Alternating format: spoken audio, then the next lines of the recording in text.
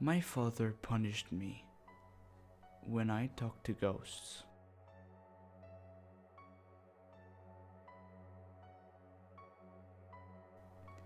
I've been blind since birth.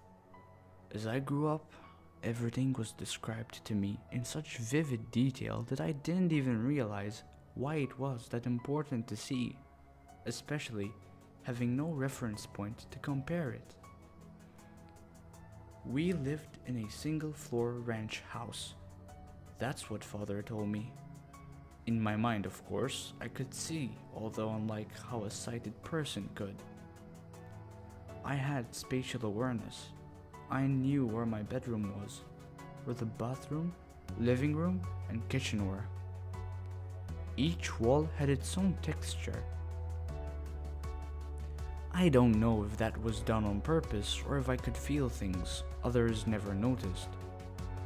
I rarely fell over, only if father or one of the visitors put something somewhere they shouldn't have. It was usually the visitors, and father would shout.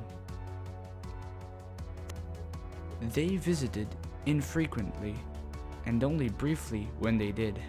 Father said I shouldn't speak to them, that it unsettled him. He'd worry when I saw something he didn't. Saw it with my ears or by touch.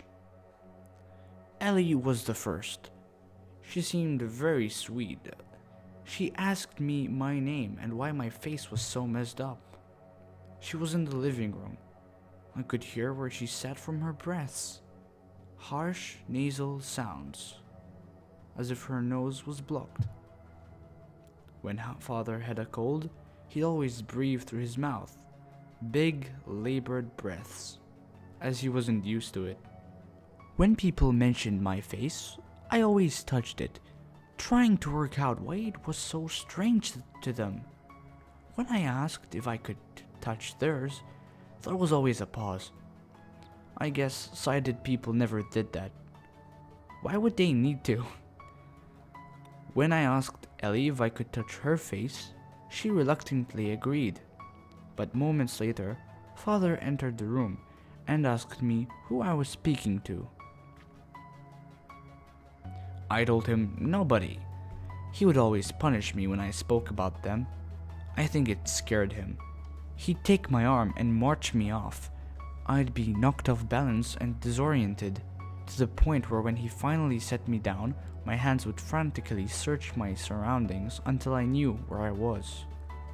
It was usually my bedroom, though every now and then he'd leave me outside in the middle of nowhere. That was the worst. I would be lost and scared. He told me about the road that ran in front of the house and explained that the sounds I heard were cars, that they'd kill me if they touched me. Those sounds were my only means of recognizing my surroundings. I waited until I heard one and then knew which way to run back to the house. I heard Ellie that evening. She whispered to me, saying she was scared. I whispered back, but she didn't hear. I asked father about Ellie. He didn't want to talk about her. I asked him why. He didn't reply. When I told him that she asked about my face, he asked me how I responded.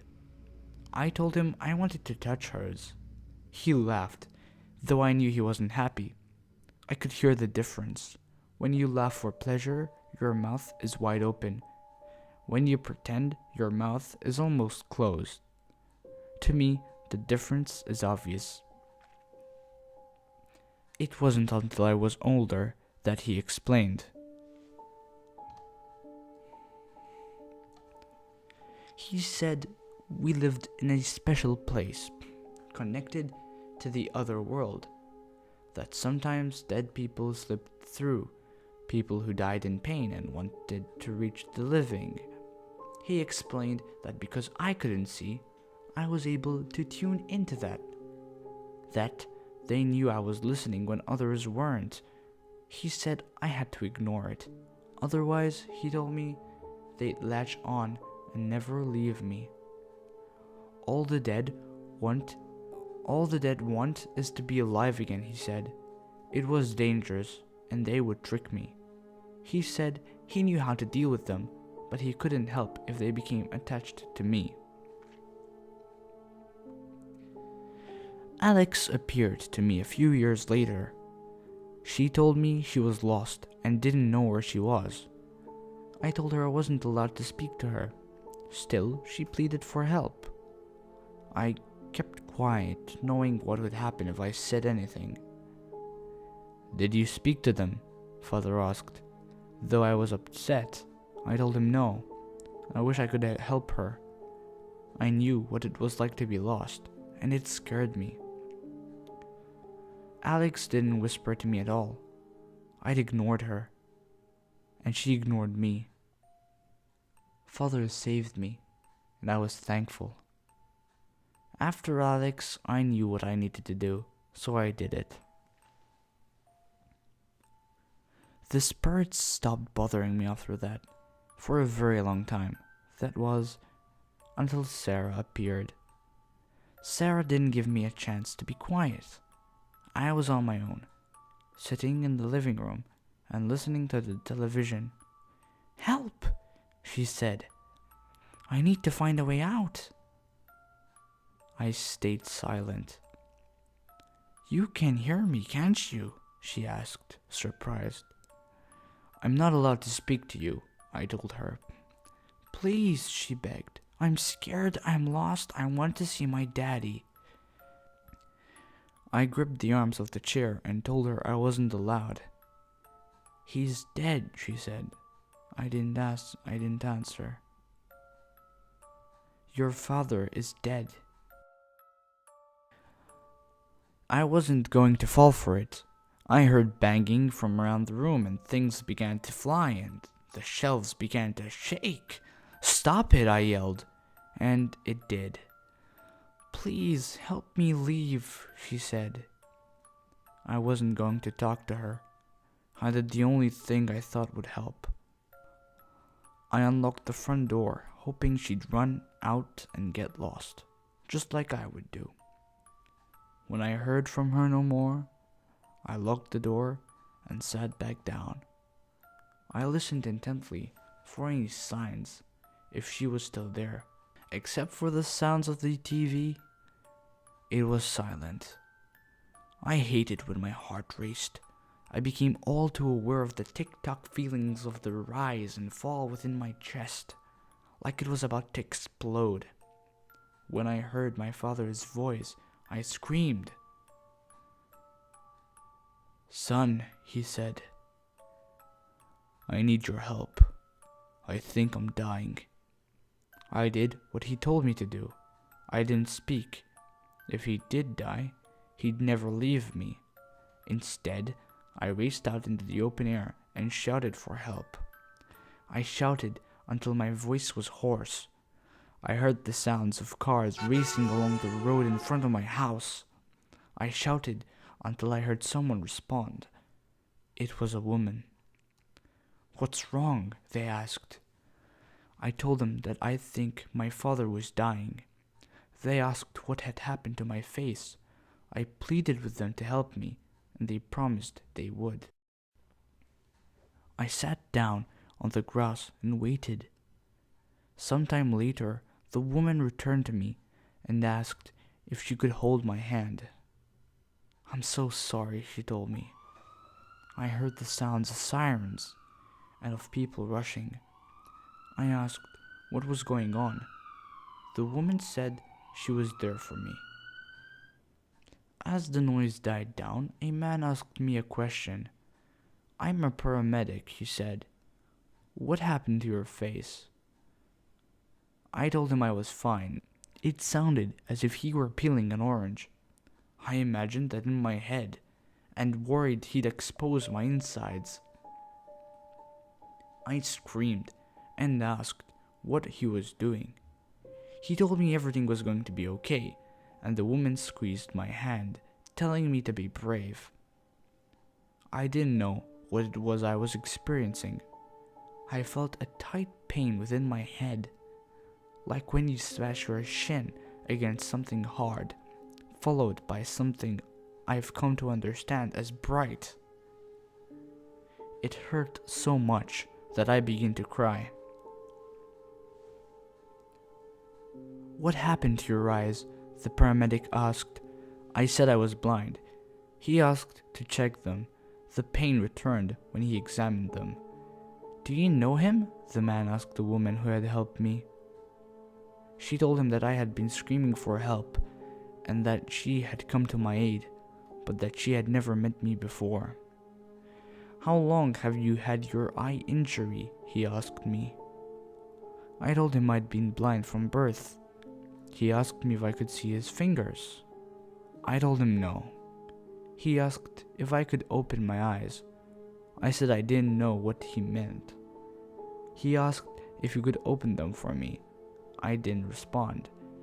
Then I felt his finger on my face, fingers covered in something rubbery.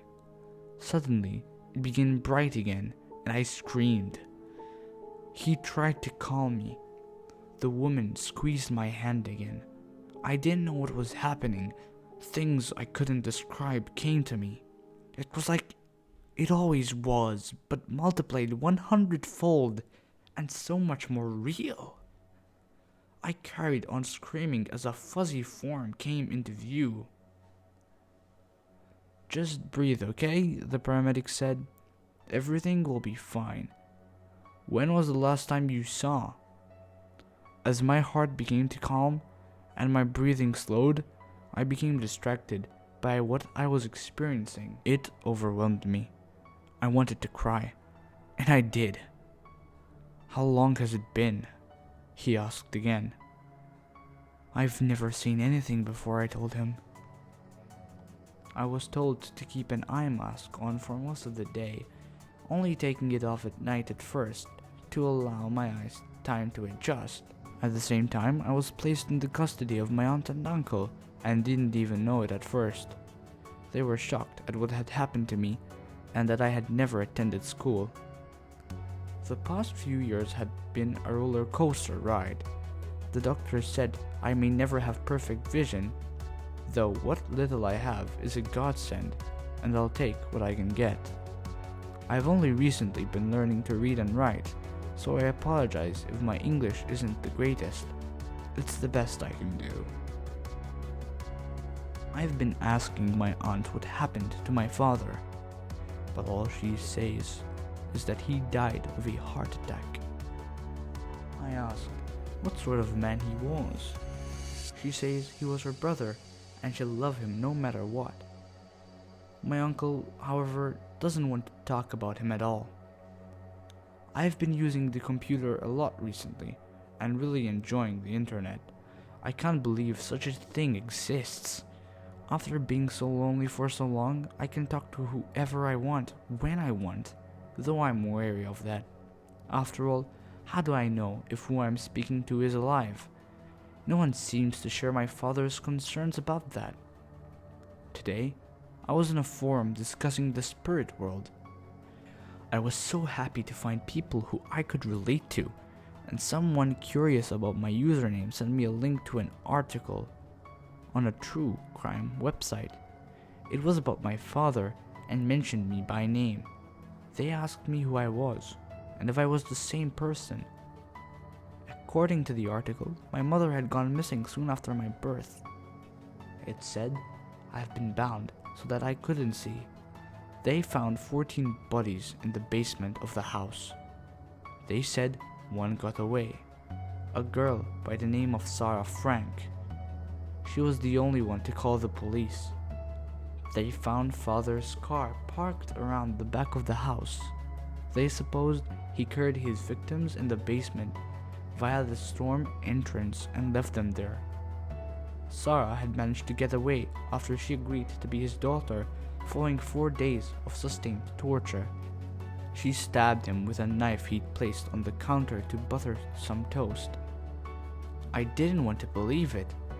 I am not sure I would have, if it weren't for the names of the victims, 2 of which stuck out, Ellie Farmer and Alex Riddle. I'd spoken to them both in the living room. To this day, I wonder if my father had been honest with me about a single thing in his life. Throughout it all, one question remains above the others.